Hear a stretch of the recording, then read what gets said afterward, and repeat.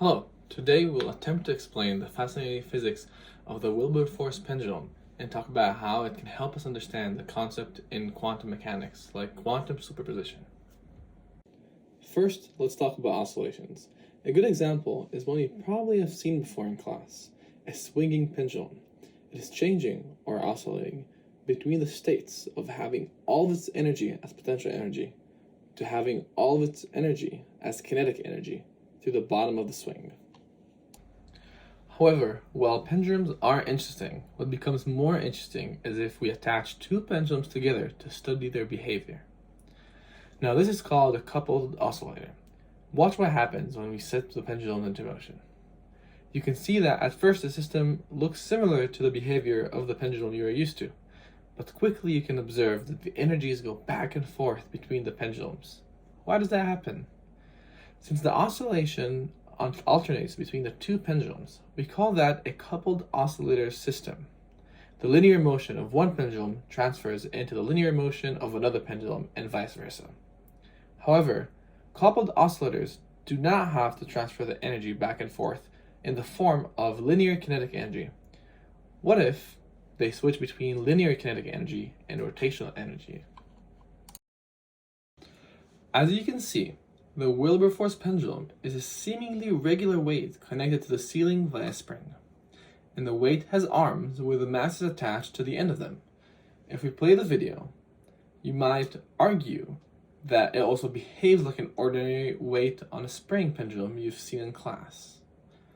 But look closely at how it behaves over longer periods of time. With the set of right parameters, we can see that the vertical motion completely stops as it transfers to rotational kinetic energy. Well, the reason why a coupled pendulum was coupled is straightforward, since they were connected through a rope. The reason why a Wileberforce pendulum is coupled is not as clear. In physics class, you probably have considered a mass on a spring set up to explore the idea of a harmonic oscillator. An assumption we have made to make the system simpler is that we are dealing with a point mass. This, however, is rarely the case. As we rotate a three-dimensional object that is connected to the spring, the stress on the spring increases or decreases. Think about it like winding a spring. Now, this is the reason for the coupling. If you look closely in the masses that you use in your classroom to demonstrate harmonic oscillators, they rotate too, but very little.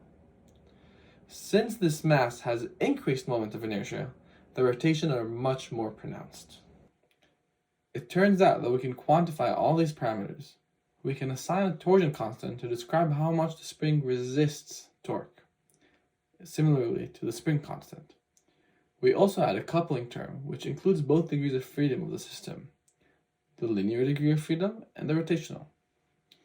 And if you use a device from classical mechanics called the Lagrangian, and use the Euler-Lagrange equation to find the equations of motions, we can actually get a composite frequency of the system, or normal modes, as we call it. In this case, there's only two, as you can see, omega plus and omega minus, where omega theta and omega z stand for the uncoupled rotational frequency and linear frequency, respectively. Now, normal modes are where this relates to quantum mechanics. Since here we have 2 degrees of freedom, we can choose to give them different initial conditions, and that will actually affect the frequency of the system as a whole. For example, I can give the system only rotational energy to start, or a combination of rotational and linear energy. This is not trivial, since we only have 2 frequencies for the system that are supposed to describe the system as a whole, but the system can behave outside of them. It turns out that while the system does not have to behave in one of the normal modes, a combination of the 2 normal modes can describe any behavior of the system.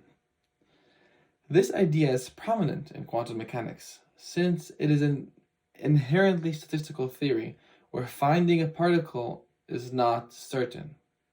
Let's say I have a particle, and I do not know if its velocity points up or points down.